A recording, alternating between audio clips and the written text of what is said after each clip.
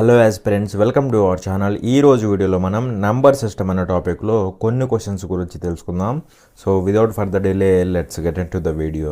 చూడండి, question number 149. ఇక్కడ ఏమన్నాడంటే, how many total tens digits are there in the calculation from series 1 to 99 అనేసి question అడుగుతున్నాడు. అంటే ఇక్కడ 1 నుంచి 99 వరకు, అంటే like 1 2 3 4 so on up to 9 10 11 so on up to ఎక్కడి వరకు 99 వరకు, ఇలా 1 నుంచి 99 వరకు ఏమంటున్నాడు, how many total tens digits are there అంటున్నాడు. ఓకేనా. సో ఇందులో మనకి టెన్స్ డిజిట్స్ ఉంటాయి కదా, అంటే సింపుల్గా టెన్స్ ప్లేస్లో ఉండే డిజిట్స్ ఉంటాయి కదా, అవెన్నో ఫైండ్ అవుట్ చేయమంటున్నాడు. మరి మీరు క్లియర్గా అబ్జర్వ్ చేస్తే ఇక్కడ టెన్స్ ప్లేసెస్ ఎక్కడ ఉన్నాయి చూడండి. ఇదిగోండి, 1 నుంచి 9 వరకు మనకి టెన్స్ ప్లేసెస్ ఉన్నాయా? లేవు కదా. ఇవన్నీ కూడా వన్స్ ప్లేసెసేనా కదా, ఇవన్నీ కూడా వన్స్ ప్లేసెసే. టెన్స్ ప్లేసెస్ ఎక్కడా లేవు, అవునా కదా. అంటే ఈ నెంబర్స్ మనకి పనికిరావు అనమాట. ఓకే, అవి తీసేసాయి. నెక్స్ట్ ఇక్కడ చూస్తే 10లో 0 అనేది ఏ ప్లేస్లో ఉంది? యూనిట్స్ ప్లేస్లో ఉంది, లేదా వన్స్ ప్లేస్లో ఉంది అనేసి చెప్తాం, అవునా. అలాగే ఇక్కడ 1 అనేది టెన్స్ ప్లేస్లో ఉంది అనేసి చెప్తాం. అంటే ఇక్కడ సింపుల్గా మనకి టెన్స్ ప్లేస్ ఒకటి తగిలింది, 10లో ఒక టెన్స్ ప్లేస్ తగిలింది, 11లో కూడా ఉంటుంది.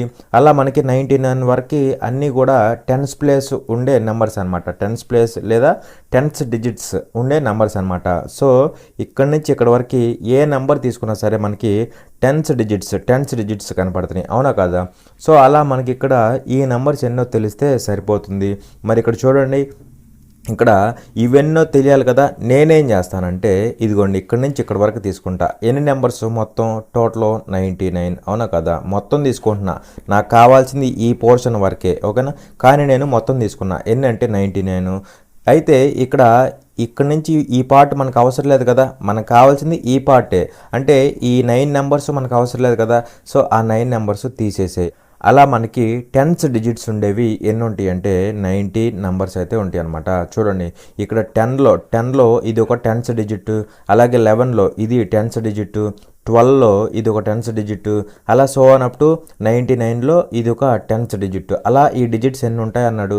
సో ఈ డిజిట్స్ ఎన్ని ఉంటాయంటే ఈ నెంబర్స్ ఎన్ని ఉంటే అన్ని డిజిట్స్ ఉంటాయి, అవునా కదా. సో ఆ నెంబర్స్ ఎన్నో కనుక్కుంటే మనకి 90 వచ్చినాయి అనమాట. అలా 90 అనేది మనకి ఆన్సర్ అవుతుంది. అర్థమైందా? చూడండి, క్వశ్చన్ నెంబర్ 150. ఇక్కడ ఏమన్నాడంటే, the numbers 1 3 5 and so on up to 25 are multiplied together, the number of zeros at the right end of the product is అనేసి క్వశ్చన్ అడుగుతున్నాడు. ఈ క్వశ్చన్ కళ్ళతో చూసి పెట్టేసేయచ్చు అనమాట. దీనికి క్యాలిక్యులేషన్ కూడా అవసరం లేదు, అలాంటి క్వశ్చన్ అనమాట, ఓకేనా. కానీ చెప్పాలి కదా. చూడండి, ఇక్కడ ఏమంటున్నాడు, నంబర్స్ ఇచ్చాడు 1 3 5 1 3 5 సో ఆన్ అప్ టు ఎక్కడి వరకు ఇచ్చాడు మనకి 25 వరకు అయితే ఇచ్చాడు అనమాట, ఓకేనా. ఓకే, ఇక్కడ ఏమంటున్నాడు, ఆర్ మల్టిప్లైడ్ టుగెదర్. సో ఇవన్నీ మల్టిప్లై అవుతున్నాయి అనమాట. ఇవన్నీ కూడా ఏమవుతున్నాయి? మల్టిప్లై అవుతున్నాయి అనమాట.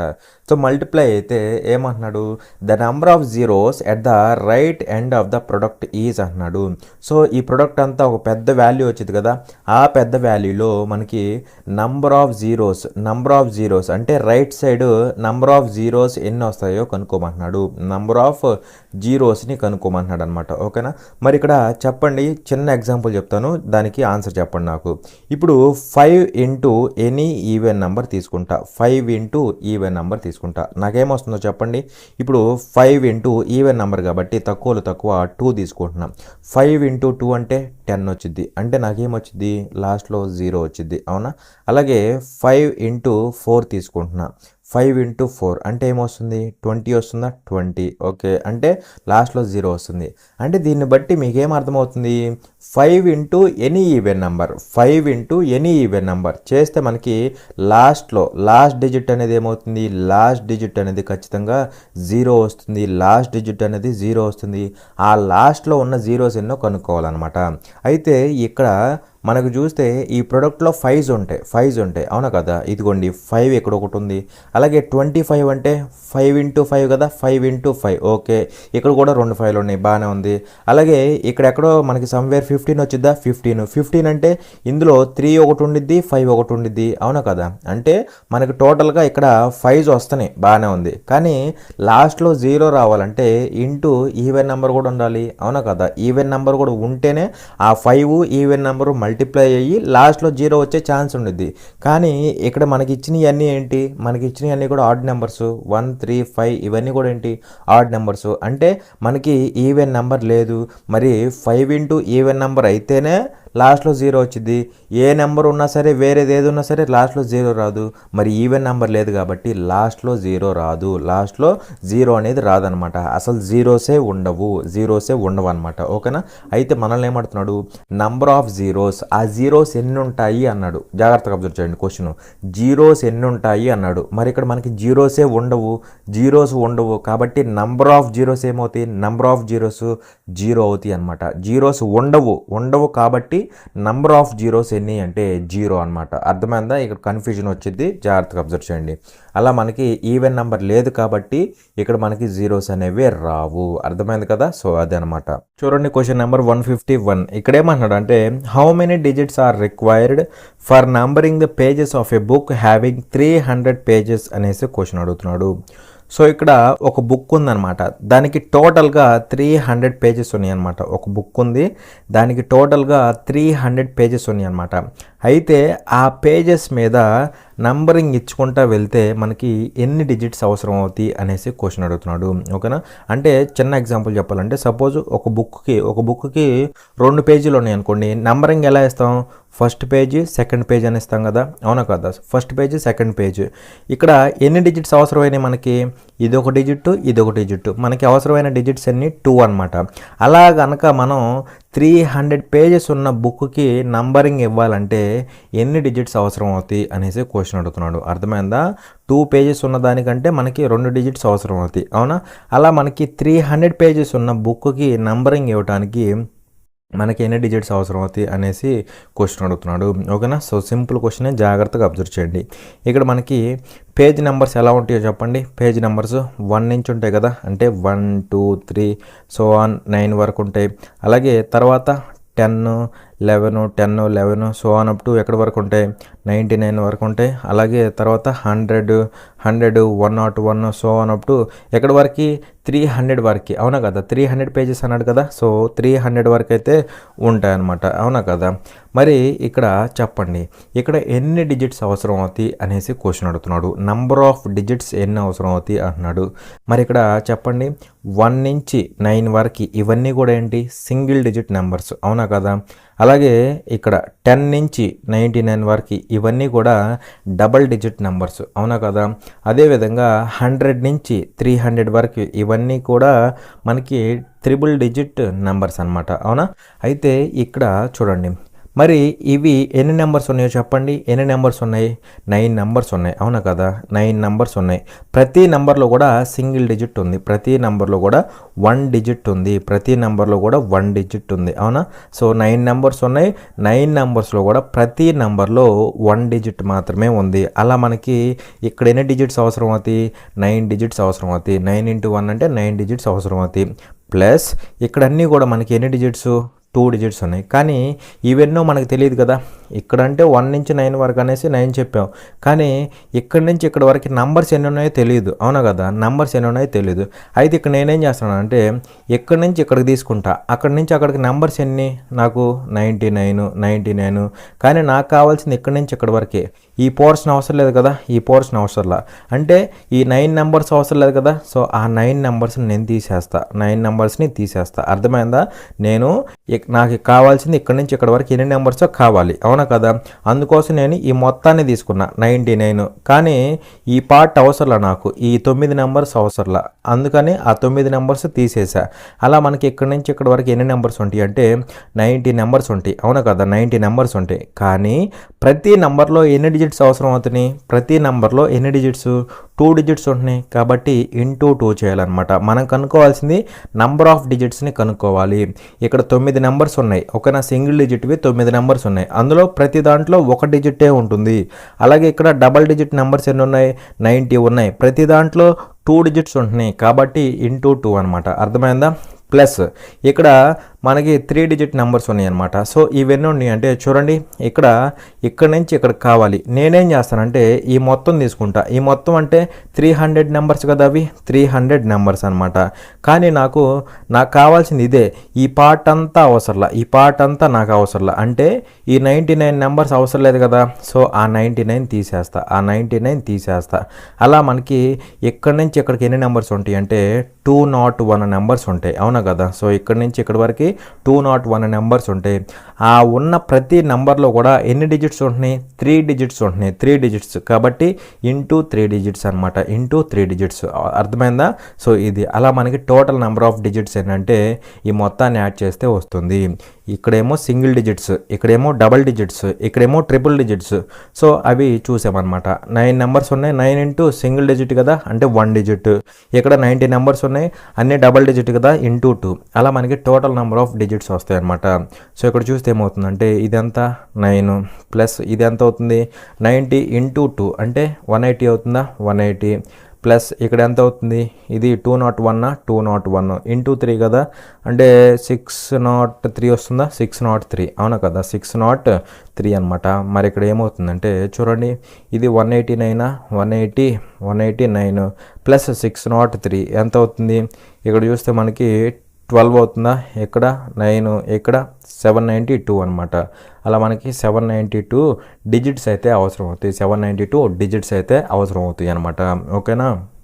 చూడండి క్వశ్చన్ నెంబర్ 152. ఇక్కడ ఏమన్నాడు అంటే some students planned a picnic. The budget for food was ₹500 but 5 of them failed to go and the cost of food for each member increased by ₹5.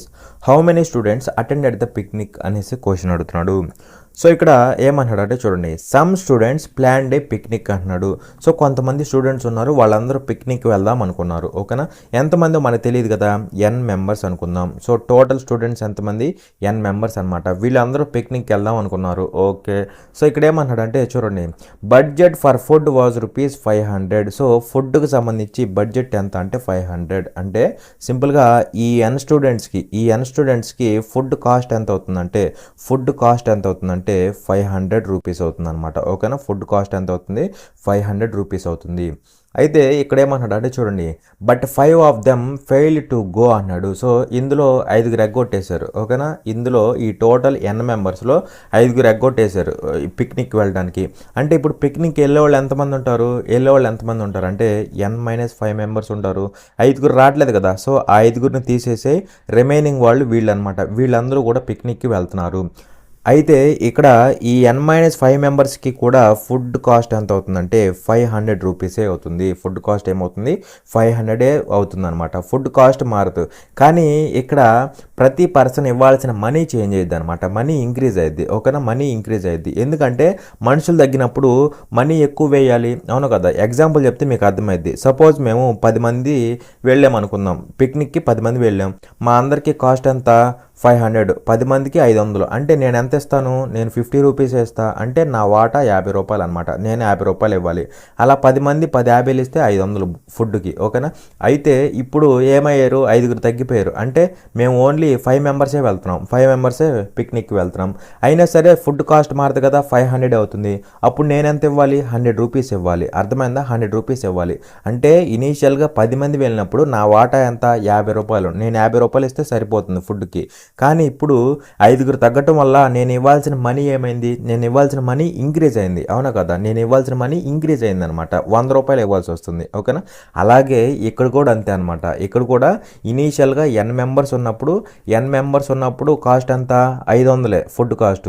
తగ్గినప్పుడు 5 తగ్గారు, ఫుడ్ కాస్ట్ ఎంత, అప్పుడు కూడా 500. కానీ తగ్గినప్పుడు ఏమైందంటే చూడండి, the cost of food for each member increased by ₹5. So ఇక్కడ ఎప్పుడైతే మనుషులు తగ్గుతారో అప్పుడు ఒక్కొక్కళ్ళకి కాస్ట్ పెరిగిపోయేది కదా, ఒక్కొక్కళ్ళు ఇవ్వాల్సిన మనీ పెరిగిపోయేది కదా.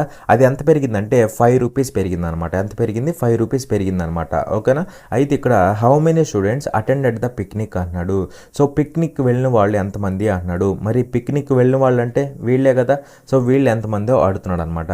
మరి ఇక్కడ చెప్పండి, ఇక్కడ ఎన్ మెంబర్స్కి 500 రూపాయలు ఫుడ్. అప్పుడు ఒక మెంబర్కి ఎంత అవుతుంది, వీళ్ళు పర్సన్స్ అనమాట. ఒక పర్సన్కి ఎంత అవుతుంది, ఎన్ పర్సన్స్కి 500 అయితే ఒక పర్సన్కి 500/n అయినా కదా, 500/n అంటే ఇనీషియల్గా ఒక్కొక్క పర్సన్ కట్టాల్సిన అమౌంట్ ఇది ఇనీషియల్గా ఇంత కాస్ట్ అనమాట ఒక్కొక్క పర్సన్కి. ఓకేనా.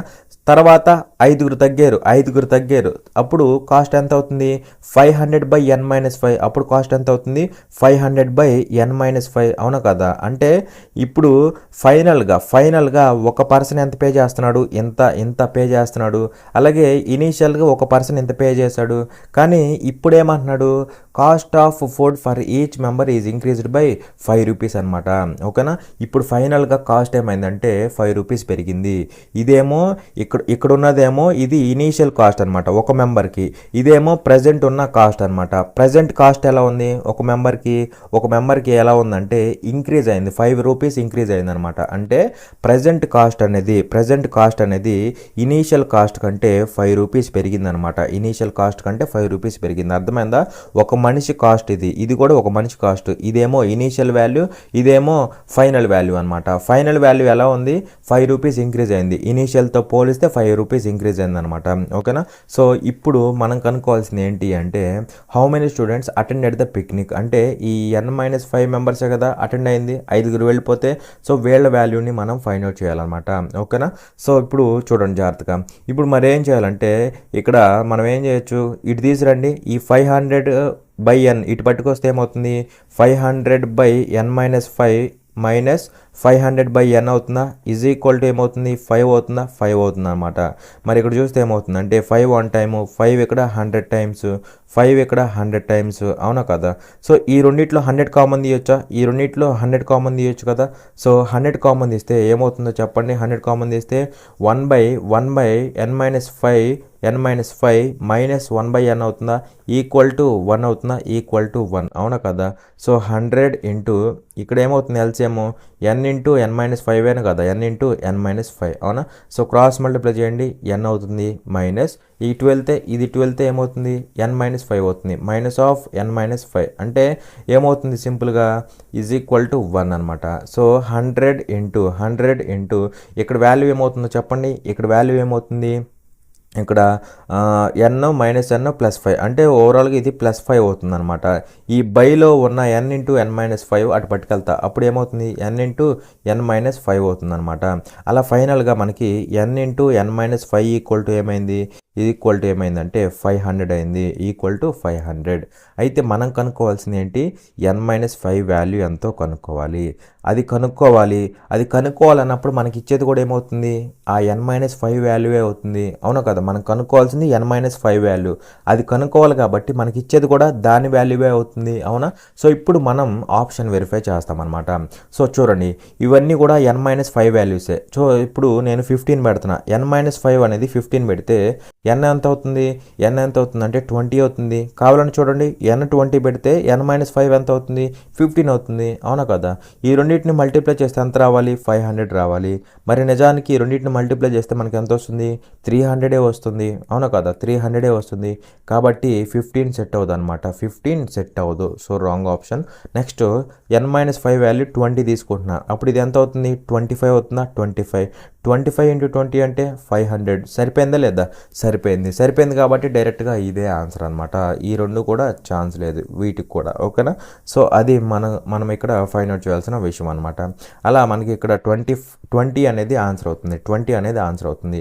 ఇది ఒకవేళ ఇది అడిగితే మనం ఇలా పెడతాం, ఏది ఎవరైతే పిక్నిక్కి వెళ్ళారో వాళ్ళ గురించి అడిగితే అప్పుడు 20 అనేసి పెడతాం. కానీ ఇక్కడ ఒకవేళ ఇలా కనుక అడిగాడు అనుకోండి, టోటల్ పర్సన్స్ ఎంతమంది అన్నాడు అనుకోండి, అప్పుడు n వాల్యూ ఏమని పెట్టాలి, n వాల్యూ 25 అనేసి పెట్టాలన్నమాట. అర్థమైందా. ఇక్కడ మనల్ని అడిగింది పిక్నిక్ వెళ్ళిన వాళ్ళు ఎంతమంది అన్నారు అంటే n-5 వాల్యూ పెట్టాలి. n-5 వాల్యూ పెడితే ఇక్కడ 20 పెట్టినప్పుడు సెట్ అయింది కదా. సో అది మనకి ఆన్సర్ అవుతుంది. అదే ఒకవేళ n వాల్యూ అడిగితే 25 అనేసి పెడతామన్నమాట. అలా ఏది అడిగితే అది మనం పెట్టాలన్నమాట. అర్థమైందా? ఇక్కడ ఎందుకు ఎక్స్ట్రా 5 తీసుకున్నాను? ఇది ఇనీషియల్గా ఒక పర్సన్కి కాస్ట్, ఇది ఒక పర్సన్కి ఇనీషియల్ కాస్ట్, ఇదేమో ఫైనల్గా కాస్ట్ అనమాట. ఫైనల్గా అంటే మనుషులు తగ్గినప్పుడు కాస్ట్ పెరిగింది కదా, సో ఈ ఫైనల్ కాస్ట్ పెరిగిందనమాట. ఎంత అంటే 5 రూపాయలు, ఇనీషియల్ మీద 5 రూపాయలు పెరిగిద్ది. ఓకేనా? అలా ఫైనల్ కాస్ట్ అనేది ఇనీషియల్ మీద 5 రూపాయలు పెరుగుతుంది. అలా మనకి ఇక్కడ చూసుకుంటే ఆన్సర్ ఎంత అవుతుందంటే బి అవుతుంది అనమాట. అర్థమైంది లాజిక్ ఇక్కడ? చూడండి క్వశ్చన్ నెంబర్ 153. ఇక్కడేమన్నాడంటే N has P rupees more than K, the total amount available with N and K together is rupees Q, how much does K have అనేసి క్వశ్చన్ అడుగుతున్నాడు. ఓకేనా? సో ఇక్కడ ఏమన్నాడంటే చూడండి, N has P rupees more than K అంటే N అనేవాడికి కే కంటే P rupees ఎక్కువని అనమాట. అంటే ఎన్ వాల్యూ ఈజ్ ఈక్వల్ టు కే కంటే పీ రూపీస్ ఎక్కువ. అలా ఎన్ దగ్గర ఎంత ఉంటుందంటే కే కంటే పీ రూపీస్ ఎక్కువ ఉంటుంది అనమాట. అది అలాగే ఇక్కడ ఏమంటున్నాడు, total amount available with N and K together is rupees Q అంటున్నాడు. అంటే ఎన్ కే వీళ్ళిద్దరి దగ్గర ఉన్న టోటల్ అమౌంట్ ఎంత అంటే క్యూ అనమాట. ఓకేనా? అయితే ఇక్కడ క్వశ్చన్లో ఏమంటున్నాడు, how much does K have అనేసి క్వశ్చన్ అడుగుతున్నాడు. సో ఇక్కడ కేకి ఎంత మనీ ఉంది అనేసి క్వశ్చన్ అడుగుతున్నాడు. ఓకేనా? సో అదే అనమాట. మరి ఇక్కడ చూస్తే ఏమవుతుందంటే చూడండి, ఇక్కడ నుంచి ఎలా రాసుకోవచ్చు, ఇక్కడ నుంచి N minus K equal to P రాసుకోవచ్చా? ఈ కేనిటి బట్టికి రండి, ఎన్ మైనస్ కే అవుతుందా, N minus K is equal to P అవుతుందా? సో ఇక్కడ నుంచి మనం కే వాల్యూని ఫైండ్ అవుట్ చేయాలి. సో సింపుల్గా మొత్తం చేయకుండా మనం ఏం చేద్దామంటే దీంట్లోంచి ఇది సబ్ట్రాక్ట్ చేయండి. సబ్ట్రాక్ట్ చేస్తే ఎన్ మైనస్ ఎన్ క్యాన్సిల్ అయిపోతుంది కదా, క్యాన్సిల్ అయిపోతుంది. So N minus N cancel అయిపోతుంది. K minus of minus K అంటే ఏమవుతుంది, 2k అవుతుందా, 2k అవుతుంది. Is equal to Q minus P ఎంత అవుతుంది, క్యూ మైనస్ పి అవుతుంది. అవునా? అప్పుడు కేకి సంబంధించి వాల్యూ ఏమవుతుందో చెప్పండి, Q minus P whole by 2 అనమాట. Q minus B whole by 2, that is option D. ఓకేనా? చూడండి క్వశ్చన్ నెంబర్ 154. ఇక్కడేమన్నాడంటే Heera decides to pack 165 mangoes in boxes that can hold 18 mangoes each. She decided to carry only fully filled mango boxes and give away the rest. Find how many mangoes Hira will give away అనేసి question అడుగుతున్నాడు. So simple question, జాగ్రత్తగా observe చేయండి. ఇక్కడ ఏమంటాడంటే హీరా దగ్గర 165 mangoes అయితే ఉన్నాయన్నమాట. అయితే ఇక్కడ వీటిల్ని ఈమెమనుకుంటుందంటే ఇలాంటి బాక్సెస్లో పెడదామనుకుంటుంది ఈ 165 మ్యాంగోస్ని. అయితే ఆ బాక్సులు కూడా ఎలా ఉన్నాయి, ఒక్కొక్క దాంట్లో 18 మ్యాంగోసే పడతాయి అనమాట. ఓకేనా? ఒక్కొక్క దాంట్లో 18 మ్యాంగోసే పడతాయి అనమాట. అలా కొన్ని బాక్సులు అయితే పెడుతుంది. అయితే ఇక్కడ పెట్టిన తర్వాత మిగిలిపోయినాయి అంటూ చూసావా, ఆమె తీసుకెళ్ళదు, ఓన్లీ ఫుల్ అయిపోయిన బాక్సులని తీసుకెళ్ళిద్ది. మిగిలిపోయిన మ్యాంగోస్ని ఏమేమనుకుంటుందంటే ఎవరో ఒకరికి ఇచ్చేద్దాం అనుకుంటుంది. గివ్ అవే ద రెస్ట్ అంటున్నాడు. సో వేరే వాళ్ళకి ఇచ్చేసిద్ది అనమాట. ఆ మిగిలిపోయినవి వేరే వాళ్ళకి ఇచ్చేది కదా, అవి ఎన్ని ఇస్తుంది అనేసి క్వశ్చన్ అడుగుతున్నాడు. అర్థమైందా? సో ఈ 165 మ్యాంగోస్ని ఈ పెట్టెలో పెట్టేసిద్ది. మ్యాక్సిమం ఎన్ని కుదిరితే అన్ని పెట్టెల్లో పెట్టిద్ది. పెట్టిన తర్వాత మిగిలిపోయిన వాటిల్ని వేరే వాళ్ళకి ఇచ్చింది కదా, ఆ వేరే వాళ్ళకి ఇచ్చే మ్యాంగోస్ ఎన్నో కనుక్కోమంటున్నాడు. ఓకేనా? సో సింపుల్ క్వశ్చనే చూడండి. సో ఇప్పుడు మనం ఏం చేయాలంటే ఇక్కడున్న ఈ 18తో టోటల్ని డివైడ్ చేయాలన్నమాట. 18తో మనకున్న total మ్యాంగోస్ని divide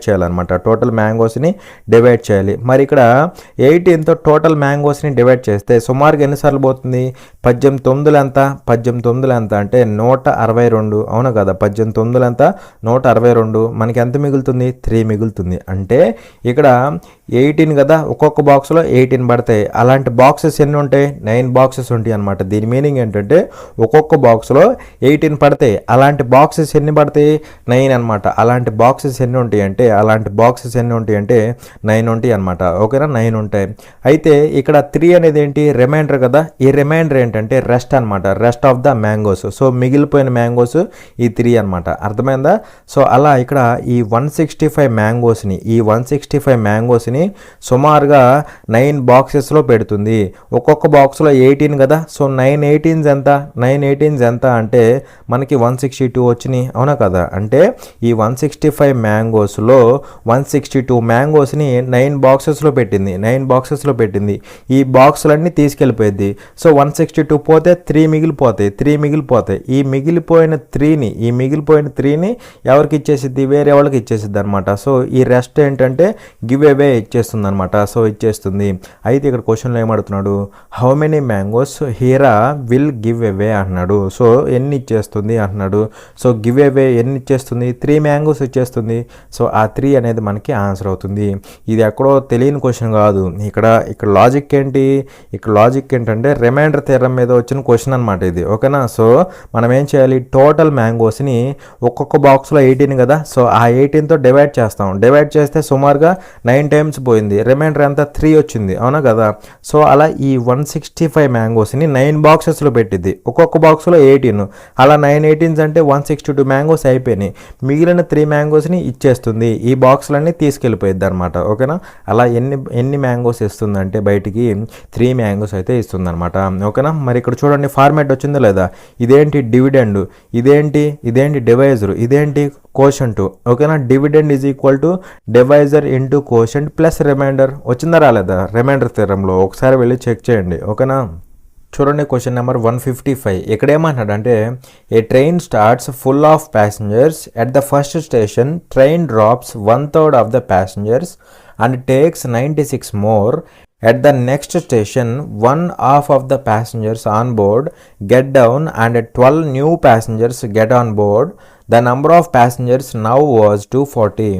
The number of passengers in the beginning was అనేసి క్వశ్చన్ అడుగుతున్నాడు. సో ఇక్కడ ఏమంటున్నాడు అంటే చూడండి, ఇక్కడ ఏమంటున్నాడు, a train starts full of passengers అంటే టోటల్గా ట్రైన్ మొత్తం ఫుల్ అయిపోయింది అనమాట. అంటే దాంట్లో కొంతమంది ప్యాసింజర్స్ ఉన్నారు, అది ఎంతమందో మనకు తెలియదు అనమాట. లెటస్ ఎక్స్ మెంబర్స్ అనుకుందాం, ఓకేనా. సో టోటల్గా ఎంతమంది అంటే ఎక్స్ మెంబర్స్.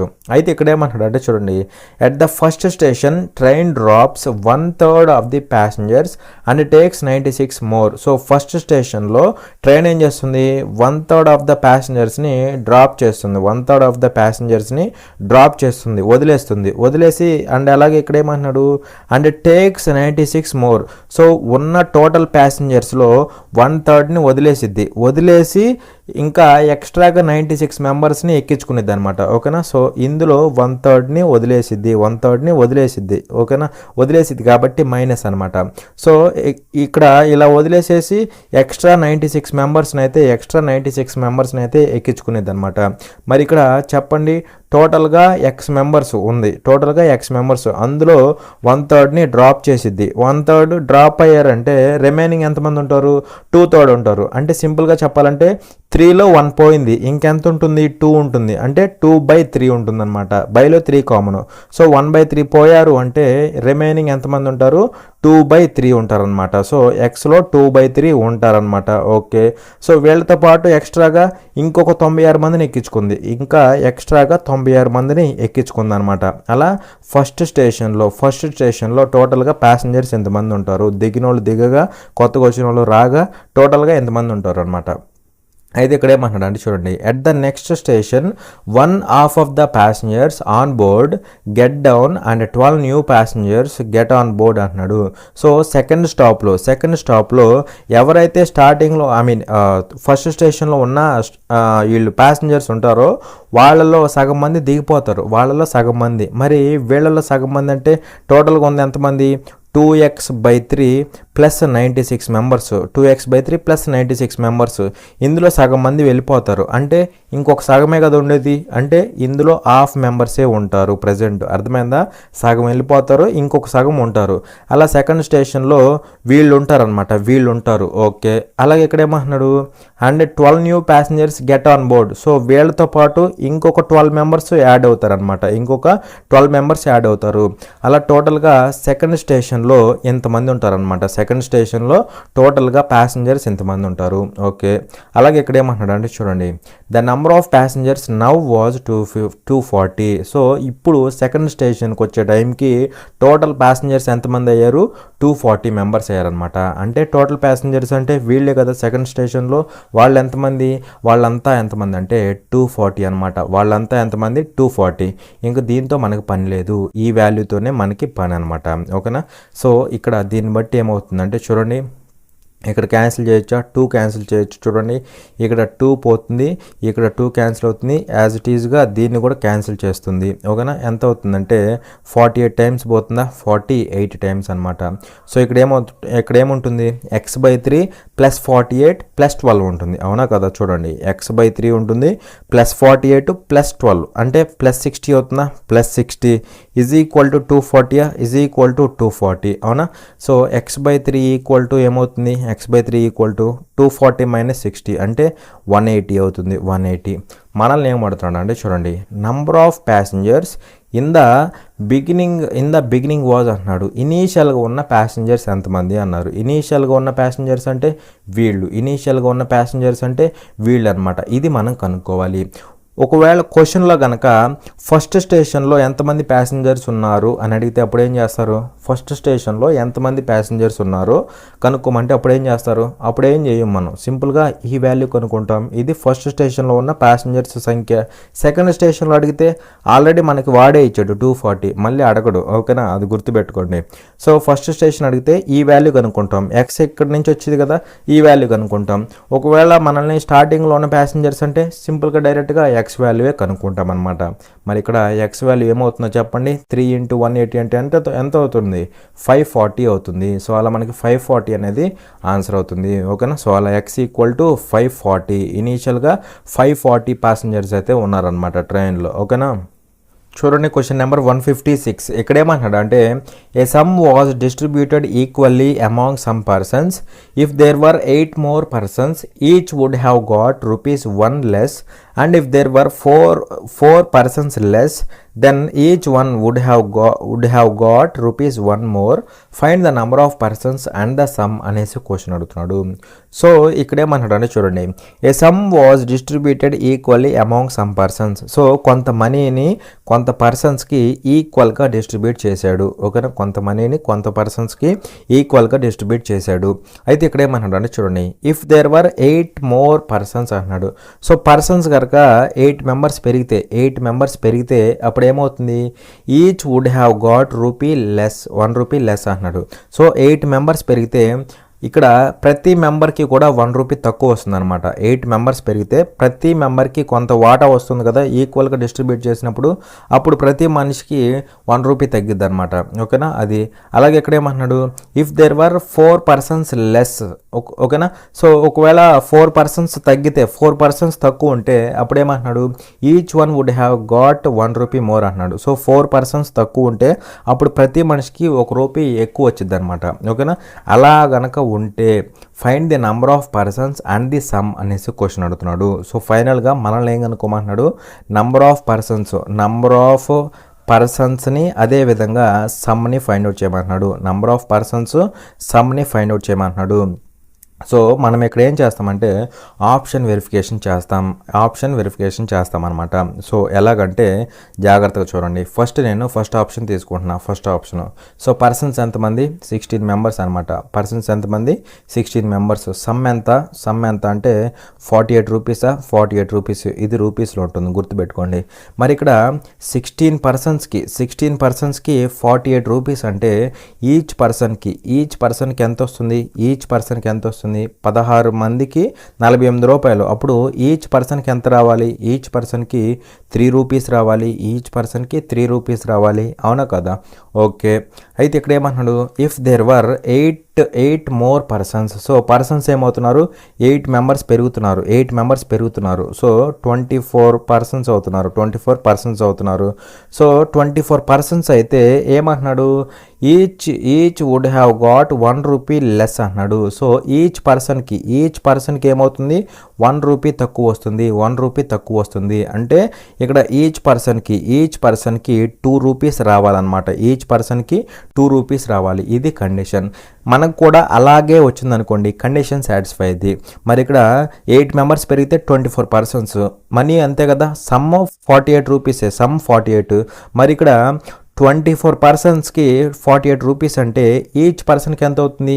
ఈచ్ పర్సన్కి 2 రూపీసేనా కదా, 2 రూపీస్. మనకు వచ్చింది 2 రూపీసే, ఇక్కడ మనం 1 తగ్గిందని తీసుకున్నాం కదా వాడిచ్చిన దాని ప్రకారం, అప్పుడు కూడా 2 రూపీసే. సో కండిషన్ సాటిస్ఫై అయింది. ఓకే, నెక్స్ట్ కేసు చూడండి. నెక్స్ట్ కేసు ఇక్కడ ఏమంటున్నాడు? 4 పర్సన్స్ లెస్ అన్నాడు. సో 4 పర్సన్స్ తక్కువ ఉన్నారు. ఇప్పుడు 4 పర్సన్స్ తగ్గారనమాట. తగ్గితే 4 పర్సన్స్ తగ్గితే ఎంతమంది అవుతారు? 12 పర్సన్స్ అవుతారు కదా. 12 ఇనీషియల్గా 16 పర్సన్స్. సో ఇప్పుడు 4 పర్సన్స్ తగ్గారు. తగ్గితే ఏమంటున్నాడు? Each one would have got 1 rupee more అంటున్నాడు. సో ఇప్పుడు 4 పర్సన్స్ తగ్గినప్పుడు ప్రతి పర్సన్కి 1 రూపీ ఎక్కువ వస్తుంది. ప్రతి పర్సన్కి 1 రూపీ ఎక్కువ వస్తుంది. ఇనీషియల్గా ఉన్నదానికంటే 1 రూపీ ఎక్కువ వస్తుంది అనమాట. అంటే ఇప్పుడు ఎంత రావాలి?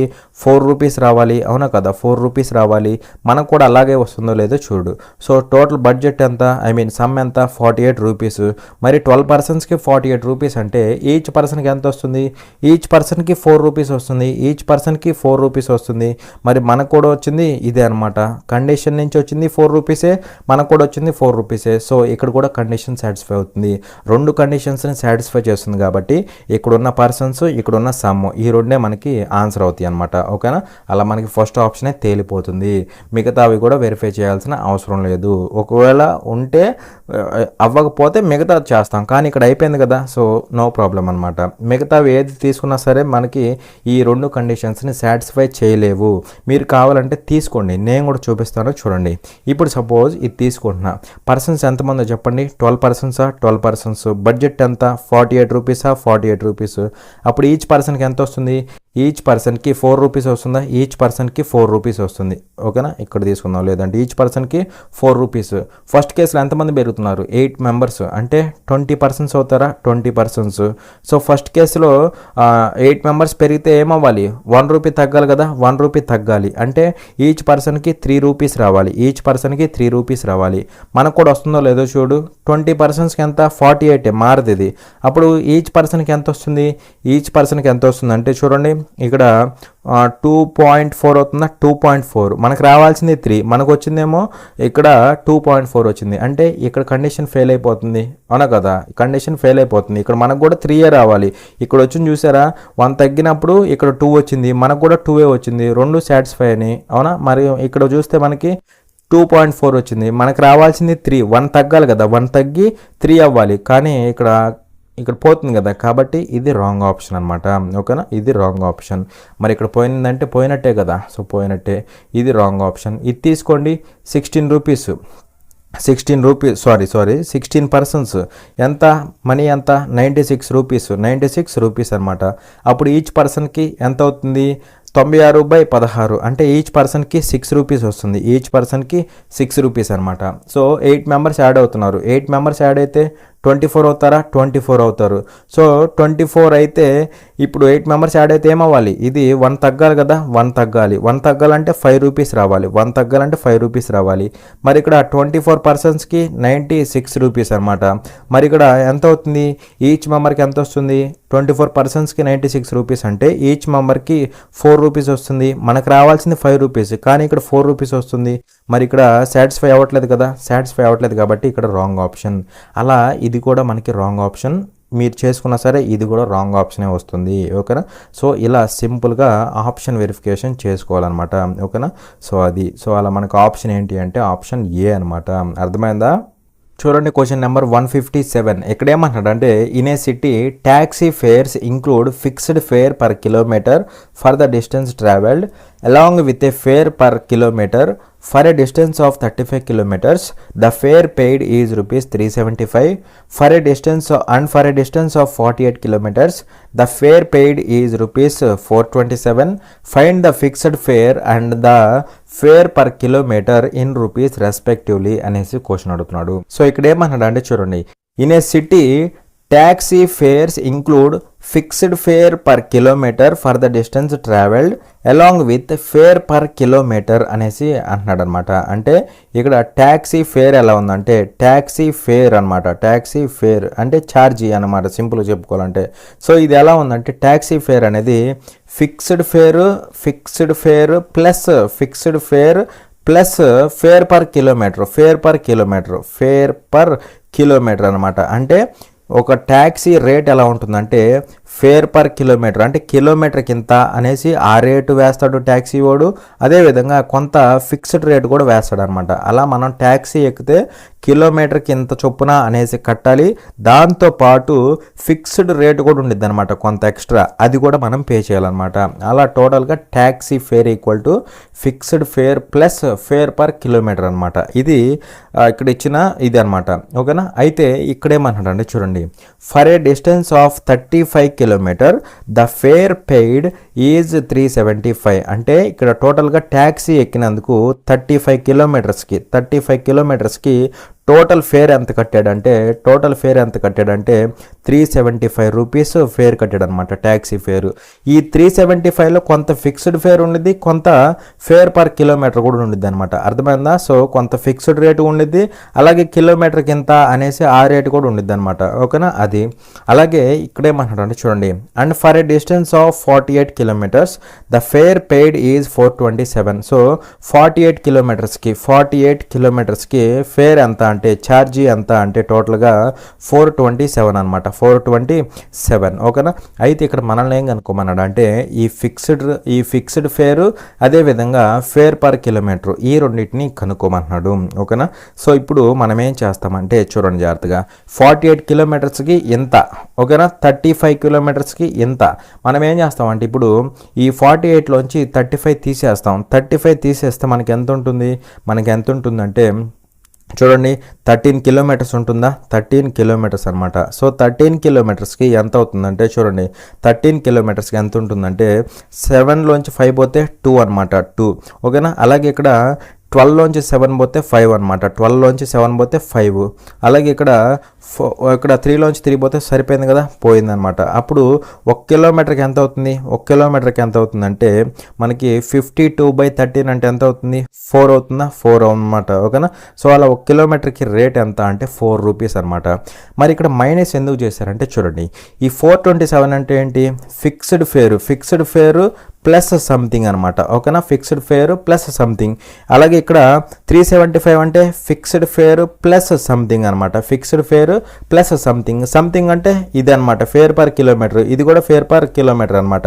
మరి ఇక్కడ మైనస్ చేసినప్పుడు ఏమవుతుందంటే ఈ ఫిక్స్డ్ ఫేర్ అనేది రెండింటికి సేమ్గా ఉండిద్ది, అవునా కదా, రెండింటిలో ఫిక్స్డ్ ఫేర్ కామన్గా ఉండిద్ది. అప్పుడు మైనస్ చేసినప్పుడు ఫిక్స్డ్ ఫేర్ క్యాన్సిల్ అయిపోతుంది. అప్పుడు మనకు వచ్చేది ఏమవుతుంది, ఫేర్ పర్ కిలోమీటర్ అవుతుంది. ఓకేనా. అందుకోసమే నేను ఇక్కడ మైనస్ చేశాను అనమాట. ఓకేనా. అందుకోసమే మైనస్ చేశాను, అర్థమైందా. సో అది అలా ఇక్కడ 1 కిలోమీటర్కి ఫేర్ ఎంత అంటే 4 రూపీస్. 1 కిలోమీటర్కి ఫేర్ ఎంత 4 రూపీస్ అనమాట. మనకి సెకండ్ ఇక్కడ ఏమి ఇచ్చాడు, second time fare per kilometre ఇచ్చాడు, ఫేర్ పర్ కిలోమీటర్. ఇక్కడ రెస్పెక్టివ్లీ అంటున్నారు కదా, ఫస్ట్ టైము ఫిక్స్డ్ ఫేర్ కనుక్కోవాలి, second time fare per kilometre కనుక్కోవాలి. ఇది ఫేర్ పర్ కిలోమీటర్ అనమాట. ఎంత అంటే 4 రూపీస్.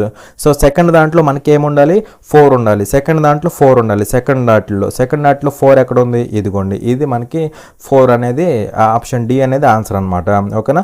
ఇది ఫేర్ పర్ కిలోమీటర్ ఇది. ఒకవేళ మనకి ఇంకో చోట కూడా 4 వచ్చింది అనుకోండి, అప్పుడు మనం కనుక్కోవాల్సింది ఫిక్స్డ్ ఫేర్ కనుక్కోవాలి. అప్పుడు ఎలా కనుక్కుంటాం అంటే చూడండి, ఇప్పుడు ఇక్కడ ఇది తీసుకుంటున్నాం, 1 కిలోమీటర్కి ఎంత 4 రూపీస్, ఇక్కడ టోటల్గా ఎంత 35 కిలోమీటర్స్. మరి 1 కిలోమీటర్కి 4 రూపీస్ అంటే 35 కిలోమీటర్స్కి ఎంత అవుతుంది, 4 × 35 అంటే ఎంత అవుతుంది, 140 అవుతుందా, 140 రూపీస్ అవుతుంది, 140 రూపీస్. కానీ మనకి ఎక్స్ట్రాగా ఎంత ఛార్జ్ చేశాడు, టోటల్గా ఎంత ఛార్జ్ చేశాడు, 375 ఛార్జ్ చేశాడు, టోటల్గా 375 ఛార్జ్ చేశాడు. మనకి యాక్చువల్గా కిలోమీటర్కి ఎంత అయింది, 4 రూపీస్. అలా 35 కిలోమీటర్స్కి 140. సో ఎక్స్ట్రాగా మనం ఎంత కట్టామంటే చూడండి, 5లోంచి 0 పోతే 5, 7లోంచి 4 పోతే 3, 3లోంచి 1 పోతే 2, 235 ఎక్స్ట్రాగా కట్టాం. ఈ ఎక్స్ట్రాగా కట్టేది ఏంటంటే ఫిక్స్డ్ ఫేర్ అనమాట. ఇది ఫిక్స్డ్ ఫేర్ అనమాట. అలా 235 అనేది ఫిక్స్డ్ ఫేర్, అర్థమైందా. సో అది మనకి ఎప్పుడైతే 1 కిలోమీటర్కి 4 రూపీస్ అని తెలిసిందో ఫేర్ పర్ కిలోమీటరు, అప్పుడు 35 కిలోమీటర్స్కి ఎంత, 35 కిలోమీటర్స్కి ఎంత అంటే యాక్చువల్గా మనం పే చేయాల్సింది 140 రూపీసే. కానీ మనం ఎంత పే చేసాం, వాడు ఎంత కట్టించుకున్నాడు, 375, అవునా. అయితే ఎక్స్ట్రాగా ఎంత కట్టాం, 235 కట్టాం. ఆ ఎక్స్ట్రా ఏదైతే ఉంటుందో అది మనకి ఫిక్స్డ్ ఫేర్ అవుతుంది అనమాట. ఓకేనా. అలా మనకి 235 ఇది మనకి ఆన్సర్ అవుతుంది. ఓకేనా. చూడండి క్వశ్చన్ నెంబర్ 158. ఇక్కడ ఏమన్నాడంటే the ABC association meeting is scheduled for the second Sunday of next month. The registration cost per person is 50 rupees. Lunch will be provided to participants at an additional cost of 24 rupees. If the number of participants who paid for lunch was 100 more than those who did not pay, and if the total receipts for registration and lunch are 69,400 rupees, then how many people registered and the lunch is prepared for how many people respectively అనేసి question అడుగుతున్నాడు. So జాగ్రత్తగా చూడండి. ఇక్కడ ఏమన్నాడంటే ABC అనే company ఒకటి ఉందన్నమాట. అది ఒక మీటింగ్ని కండక్ట్ చేస్తుంది. అది మనకు వద్దు తీసేసి. అలాగే ఇక్కడ ఏమన్నాడంటే చూడండి registration cost per person is 50 rupees అన్నాడు. సో రిజిస్ట్రేషన్ చేసుకుంటే కాస్ట్ ఎంత అంటే పర్ పర్సన్కి 50 రూపీస్ అనమాట. పర్ పర్సన్కి 50 రూపీస్ అనమాట.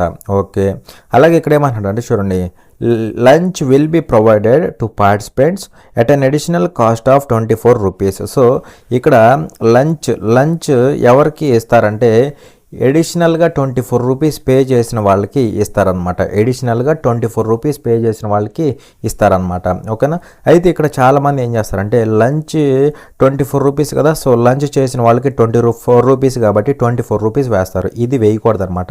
ఇక్కడ రిజిస్ట్రేషన్ ఖచ్చితంగా చేసుకోవాలి. ఓకేనా. సో రిజిస్ట్రేషన్ చేసుకోవాలి. దాంతోపాటు లంచ్ కూడా కావాలంటే ఎక్స్ట్రాగా 24 పే చేయాలి. దేంతోపాటు రిజిస్ట్రేషన్తో పాటు లంచ్ కూడా కావాలంటే ఎక్స్ట్రాగా 24 పే చేయాలి. అంటే రిజిస్ట్రేషన్కి ఎంత 50. సో టోటల్గా పే చేయాల్సిందంత 74 అనమాట. టోటల్గా పే చేయాల్సిందంత 74 అనమాట. అర్థమైందా? 74. చాలామంది ఏం చేస్తారంటే ఓన్లీ లంచ్కి 24 కాబట్టి ఇక్కడ 24 తీసుకుంటారు. ఇది మర్చిపోతారు. ఇప్పుడు రిజిస్ట్రేషన్ లేకుండా లంచ్కి ఎలా వెళ్ళలేరు కదా. సో అందుకే రిజిస్ట్రేషన్ ప్లస్ లంచ్ అనమాట, రెండు కలిపి తీసుకోవాలి. ఎంత అంటే 74 రూపీస్ అనమాట. అర్థమైందా లాజిక్? చూడండి ఇక్కడ ఏమన్నాడు అంటే number of participants who paid for lunch was 100 more than those who did not pay. అంటే లంచ్కి పే చేసిన వాళ్ళు వీళ్ళే కదా. వీళ్ళు ఎలా ఉన్నారంటే ఎవరైతే పే చేయలేదో వాళ్ళకంటే 100 ఎక్కువ ఉన్నారనమాట. ఓకేనా. సో ఎవరైతే పే చేయలేదో వాళ్ళకంటే ఈ పే చేసిన వాళ్ళు 100 ఎక్కువ ఉన్నారనమాట. సపోజ్ ఇక్కడ పే చేయని వాళ్ళు ఎక్స్ మెంబర్స్ అనుకుందాం. అప్పుడు పే చేసిన వాళ్ళు ఎలా ఉంటారు?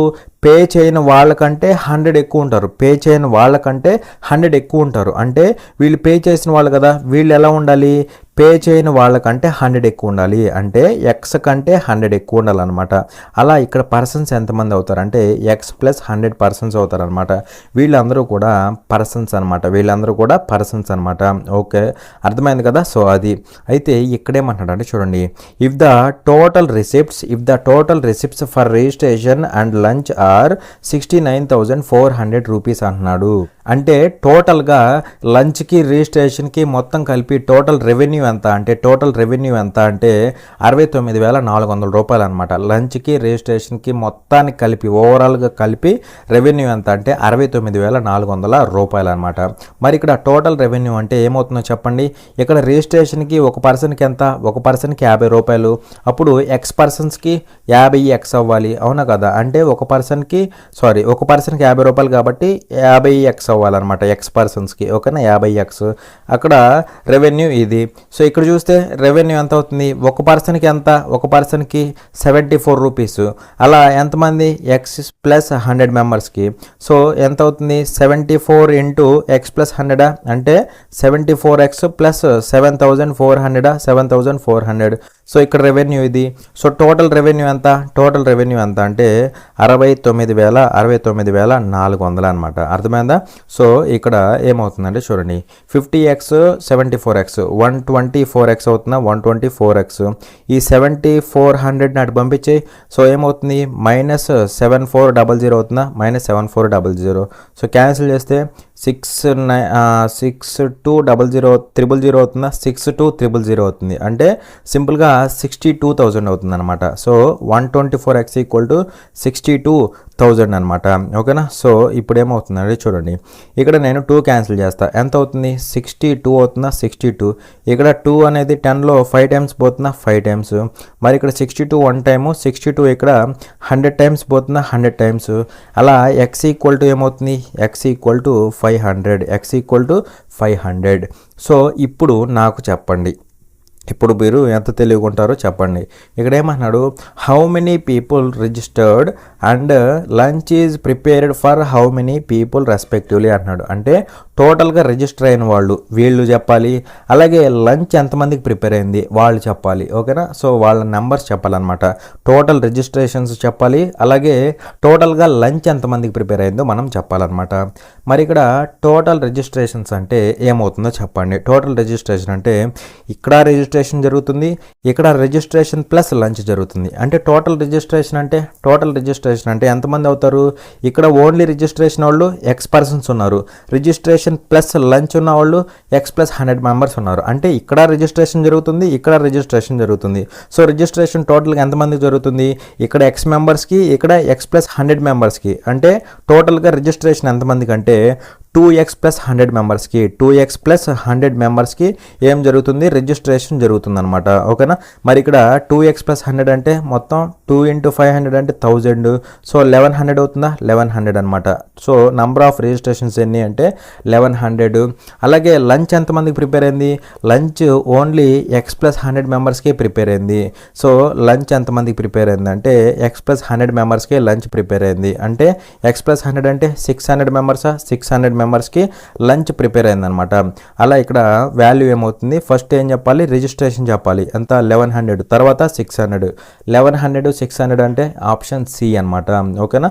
అది ఇక్కడ చాలామంది ఓన్లీ రిజిస్ట్రేషన్ అనుకొని ఇక్కడ ఏం చేస్తారు, ఎక్స్ పర్సన్స్ కాబట్టి 500 అని పెడతారు. ఇదిగోండి 500, ఇదిగోండి 500 600 అని పెడతారు. అది కాదు, ఇక్కడ ఓన్లీ రిజిస్ట్రేషన్ అంటే ఇది తీసుకోవాలి, కానీ ఓన్లీ రిజిస్ట్రేషన్ అంటే ఇది తీసుకోవాలి, లంచ్ లేకుండా ఓన్లీ రిజిస్ట్రేషన్ అంటే ఇది తీసుకోవాలి, కానీ టోటల్ రిజిస్ట్రేషన్ అంటున్నాడు. ఇక్కడ రిజిస్ట్రేషన్ జరుగుతుంది, ఇక్కడ కూడా రిజిస్ట్రేషన్ జరుగుతుంది. ఓకేనా. ఇక్కడ ప్రతి పర్సన్కి రిజిస్ట్రేషన్ జరుగుతుంది కాబట్టి వీళ్ళని కూడా కలపాలన్నమాట రిజిస్ట్రేషన్కి. ఓకేనా. అది ఓన్లీ లంచ్ కాబట్టి ఇక్కడ తీసుకున్నాం. ఒకవేళ ఓన్లీ రిజిస్ట్రేషన్ అంటే వీళ్ళని తీసుకుంటాం అనమాట. ఓకేనా. అది గుర్తుపెట్టుకోవాలన్నమాట. అర్థమైందా. చూడండి క్వశ్చన్ నెంబర్ 160. ఇక్కడ ఏమన్నాడు అంటే, ఏ man gave 1/4 of his property to his daughter, half of that to his Sons and donated 1/5 of the whole property. What part of his property did he give అనేసి క్వశ్చన్ అడుగుతున్నాడు. So ఇక్కడ ఒక person ఉన్నాడు, వీడేం చేస్తున్నాడు అంటే 1/4 అంటే ప్రాపర్టీలో 1/4ని డాటర్కి ఇచ్చేస్తున్నాడు, అలాగే ప్రాపర్టీలో హాఫ్ని సన్స్కి ఇచ్చేస్తున్నాడు, కొడుకులకి ఇచ్చేస్తున్నాడు, అలాగే 1/5ని డొనేషన్లకు ఇస్తున్నాడు. అయితే ఇక్కడ ఏమంటున్నాడు, what part of his property did he give అంటే టోటల్గా ఈయన ఎంత ఇచ్చేశాడు అనేసి క్వశ్చన్ అడుగుతున్నాడు. ఓకేనా. సో డైరెక్ట్ క్వశ్చన్ అనమాట. చూడండి. సో 1/4నేమో డాటర్కి ఇచ్చాడు, 1/4నేమో కూతురికి ఇచ్చాడు, అలాగే హాఫ్నేమో కొడుకులకి ఇచ్చాడు, అలాగే 1/5నేమో ఎవరికో ఇచ్చాడు అనమాట, సంథింగ్ ఎక్కడో డొనేట్ చేసేసాడు. ఓకేనా. సో అది అయితే టోటల్గా ఎంత అన్నాడు. సో టోటల్ కాబట్టి ఈ మూడింటిని యాడ్ చేస్తే సరిపోతుంది. టోటల్గా ఎంత ఇచ్చాడు అన్నాడు, యాడ్ చేస్తే అయిపోతుంది. మరి ఇక్కడ 4, 2, 5 ఎల్సిఎం ఎంత అవుతుంది, అంటే 20 అనే కదా, 20 అనేది ఎల్సిఎం అవుతుంది. అవునా. మరి ఇక్కడ చూస్తే 20లో 4 అనేది 5 టైమ్స్, 5 × 1 5 అవుతుందా, 5 ప్లస్ 20లో 2 అనేది 10 టైమ్స్, 10 × 1 10 అవుతుంది, ప్లస్ 20లో 5 అనేది 4 టైమ్స్, 4 × 1 4 అనమాట. సో పైన ఎంత అవుతుంది, 19 అవుతుందా. సో 19/20 అనమాట. సో ఆయనకున్న మొత్తంలో 19/20 పార్ట్ని ఇచ్చేసాడు అనమాట, 19/20 పార్ట్ని వేరే వాళ్ళకి ఇచ్చేసాడు అనమాట. ఓకేనా. చూడండి క్వశ్చన్ నెంబర్ 161. ఇక్కడ ఏమంటున్నాడంటే, when 1 is added to 13/15th part of 7/8 then it is equal to nth part of 13/7 find the value of n అనేసి క్వశ్చన్ అడుగుతున్నాడు. ఓకేనా.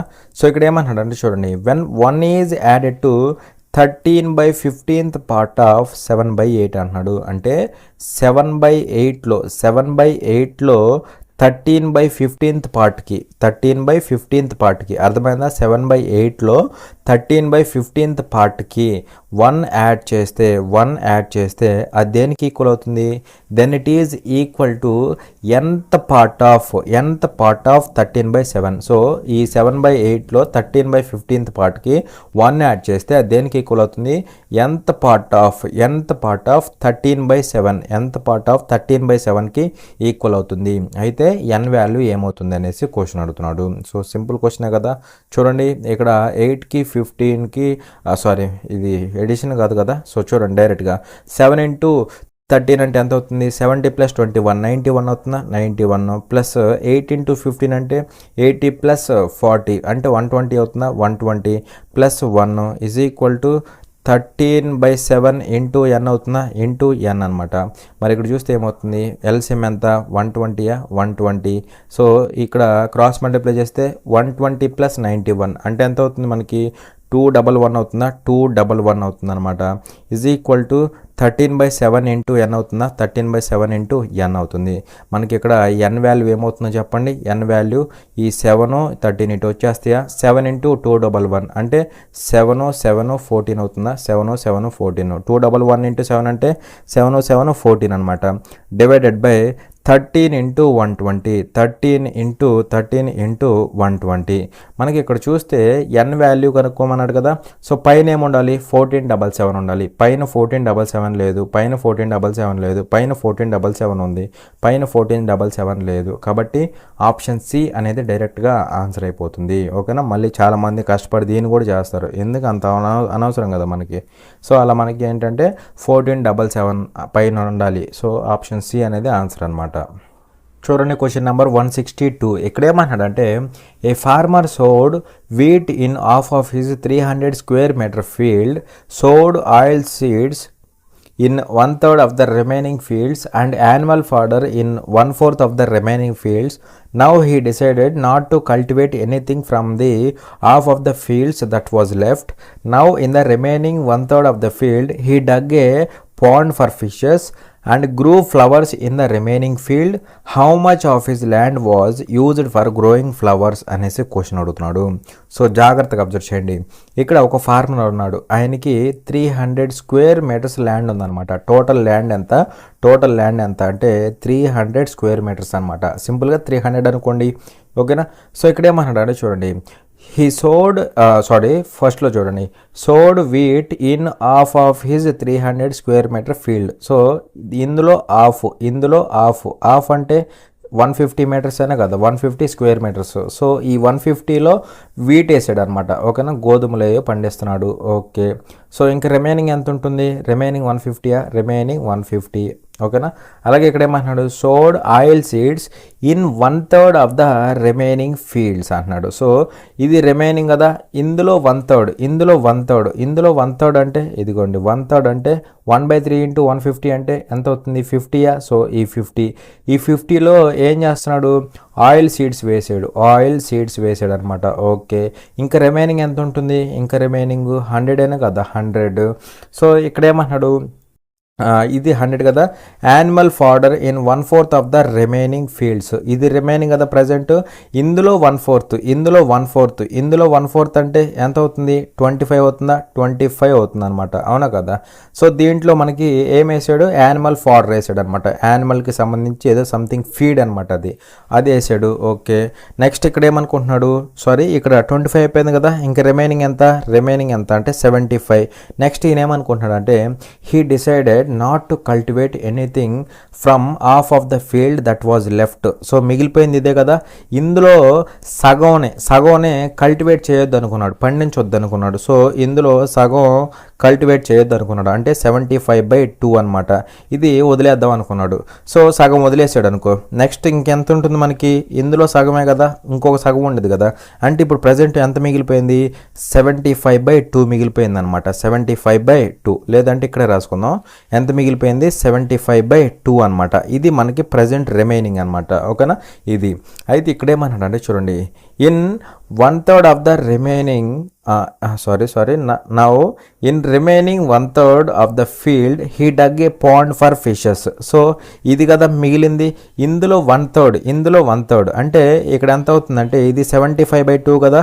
సో 75/2లో ఎంత 1/3 అంటే ఎంత అవుతుంది మనకి 75/2 ఇంటూ 1/3 అంటే ఎంత అవుతుంది 25/2 అవుతుందా, అవునా కదా 25/2.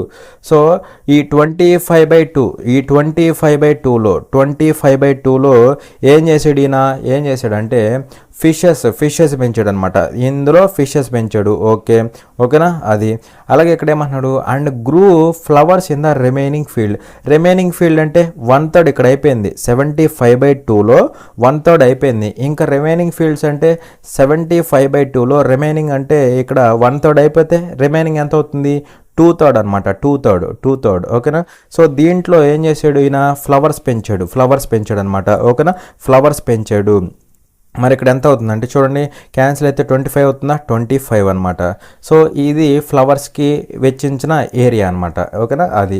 అయితే ఇక్కడ క్వశ్చన్లో ఏమంటాడు అంటే చూడండి, how much of his land was used for growing flowers అంటున్నాడు. అంటే టోటల్ ల్యాండ్లో ఎంత షేర్, ఓకేనా, ఎంత పార్ట్ ఫ్లవర్స్కి యూజ్ అయింది అనేసి క్వశ్చన్ అడుగుతున్నాడు. మరి ఇక్కడ ఫ్లవర్స్కి యూజ్ అయింది ఎంత అంటే 25 square metres out of total ఎంత 300 అని కదా, 300 అనమాట. సో ఫ్లవర్స్కి యూజ్ అయిందేమో 25 square metres out of 300 square metres. So part అడుగుతున్నాడు కాబట్టి సింపుల్గా ఏమవుతుందంటే చూడండి, ఇక్కడ 25 అనేది 100 ఎన్ని టైమ్స్ పోతుంది, 100లో 4 టైమ్స్, 3 into 4 అంటే 12. సో 1/12 అనమాట. మనకి ఇక్కడ 1/12 అనేది ఆన్సర్ అవుతుంది. కానీ ఇదంతా కూడా చేయాల్సిన అవసరం లేదు, సింపుల్గా చెప్తాను, జాగ్రత్తగా అబ్జర్వ్ చేయండి. ఓకేనా. సో ఫస్ట్ ఏమంటున్నాడు అంటే చూడండి, farmer sowed wheat in half his 300 square metre field అంటున్నాడు. సో ఈయనకున్న మొత్తం పొలంలో ఆఫ్ అంటే సగంలో ఈయన ఏం చేస్తున్నాడు, గోధుమలు పండిస్తున్నాడు. సగం అయిపోయింది అనమాట, అంటే మైనస్ పెట్టు.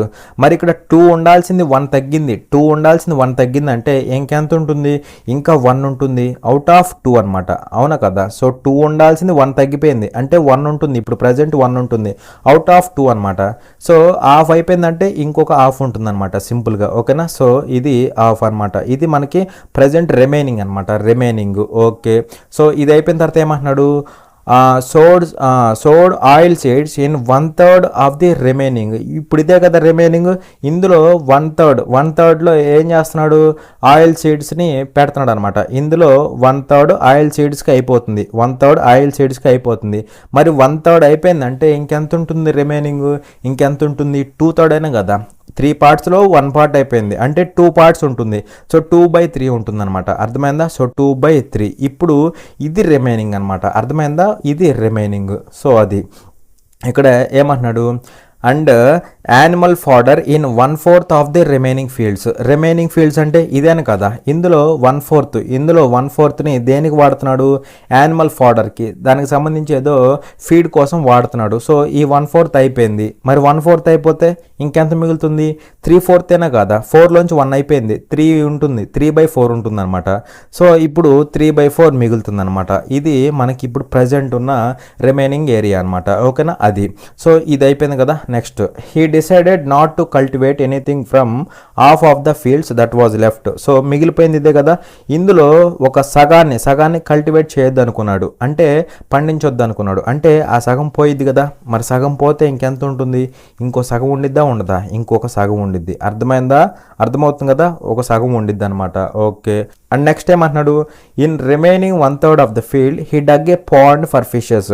సో రిమైనింగ్ అంటే ఇదే కదా. ఇప్పుడు ఇందులో 1/3కి ఏం చేశాడు అంటే ఫిష్ కోసం పాండ్ ఒకటి తీసాడు అనమాట, అది చెరువు ఒకటి తవ్వాడు అనమాట.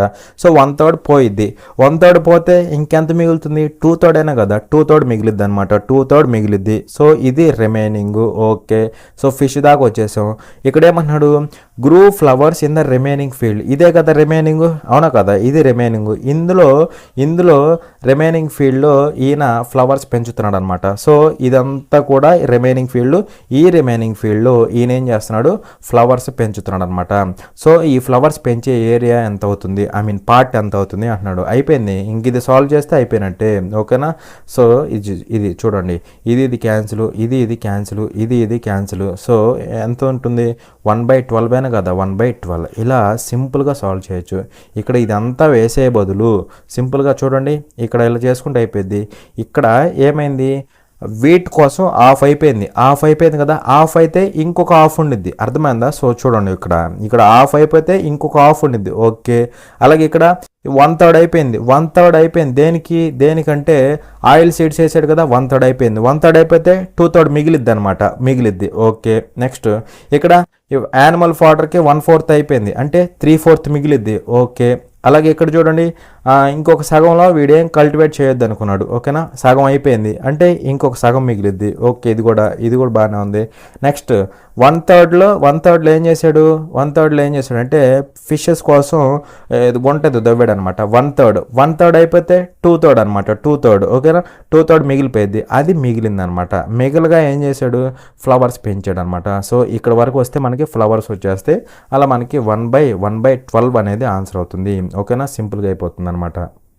చూడండి క్వశ్చన్ నెంబర్ 163. ఇక్కడ ఏమంటున్నాడంటే the numerator of a rational number is 3 less than it's denominator if the numerator becomes 3 times the denominator is increased by 20 the new number becomes 1/8 find the original number అనేసి question అడుగుతున్నాడు.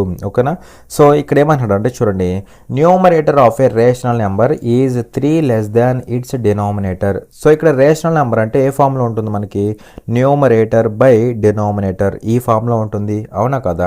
So ఇక్కడ ఏమంటున్నాడు అంటే చూడండి, numerator ఎలా ఉంది, 3 less than denominator. Numerator ఎలా ఉంది, డినామినేటర్ కంటే 3 తక్కువ ఉంది. న్యూమరేటర్ అంటే n కదా, అది ఎలా ఉంది, d కంటే డినామినేటర్ కంటే 3 తక్కువ ఉంది. సో అలా న్యూమరేటర్ అంటే డినామినేటర్ కంటే 3 తక్కువ. ఓకే. బై ఇక్కడ ఏమంటున్నాడు, ఇది కదా. ఓకే. ఇక్కడ ఏమంటున్నాడు అంటే చూడండి, numerator becomes 3 times and denominator is increased by 20. Numerator ఏమవుతుంది, ఇది న్యూమరేటర్ కదా, ఇదేమవుతుంది, ఇది 3 times అవుతుంది, ఇది 3 times అవుతుంది. ఓకే. అలాగే ఇక్కడ ఏమంటున్నాడు, denominator is increased by 20. Denominator ఏమవుతుంది, 20 ఇంక్రీజ్ అవుతుంది. అర్థమైందా. ఫస్ట్ కేసులో మనం ఏం చేసాం, న్యూమరేటర్ అనేది డినామినేటర్ కంటే 3 తక్కువ ఉంటుంది అన్నాడు. సో న్యూమరేటర్ ఇది కదా, డినామినేటర్ కంటే 3 తక్కువ ఉంది, అలా రాసుకున్నాం. తర్వాత కేసులో ఏమంటున్నాడు, if the numerator becomes 3 times. Numerator అంటే ఇదే కదా, అది 3 times అయింది. Okay. Next denominator is increased by 20. Denominator 20 increase అయింది. ఓకే. సో అలా అయితే ఏమంటున్నాడు, the new number becomes 1/8. New number ఏమవుతుంది, 1/8 అవుతుంది అనమాట. అలా అయితే ఒరిజినల్ నెంబర్ని ఫైండ్ అవుట్ చేయమంటున్నాడు, అంటే ఈ వాల్యూ ఏమవుతుందో కనుక్కోమంటున్నాడు అనమాట. ఓకేనా. సో అది మరి ఇక్కడ చెప్పండి, ఇక్కడ ఏమవుతుందంటే చూడండి, క్రాస్ మల్టిప్లై చేస్తే ఏమవుతుంది, 3 into 8 24. 24d అవుతుందా, 24d అవుతుంది. మైనస్ 3 3s 9, ఇక్కడ నుంచి 8 వెళ్తుంది కదా, -72 అవుతుందా, -72 ఈక్వల్ టు d + 20, d + 20 అనమాట. మరి ఇక్కడ ఆ d ఇటు పట్టుకురా, 23d అవుతుందా, 23d అవుతుంది. ఇది అటు వెళ్తే ఏమవుతుంది, ఓవరాల్గా 92 అవుతుందా, 92 అవుతుంది అనమాట. సో d ఈక్వల్ టు ఏమవుతుంది, ఆటోమేటిక్గా క్యాన్సిల్ అయిపోయి 23 1 టైమ్, 23 ఇక్కడ 4 times అనమాట. So d equal to 4, d equal to ఎంత, 4 అనమాట. కానీ న్యూమరేటర్ మనకు తెలుసా, తెలియదు కదా. న్యూమరేటర్ అంటే ఇందాక మనకు ఆల్రెడీ తెలుసు, d - 3 అని. అవునా కదా. అంటే ఇక్కడ న్యూమరేటర్ ఏమైంది, d - 3 అంటే 4 - 3 అనమాట. So that is equal to 1/4. అర్థమైందా. d అంటే మనకి 4 వచ్చింది, n అంటే ఇందాక తీసుకున్నాం d - 3 అని. సో అలా 1/4 అనేది మనకి నెంబర్ అవుతుంది అనమాట. అర్థమైందా. సో ఇంతవరకు కాన్సెప్ట్ అనేది క్లియర్ అనుకుంటున్నాను. For more such free videos, subscribe to our channel, like, share and comment. Thanks for watching. Jai Hind.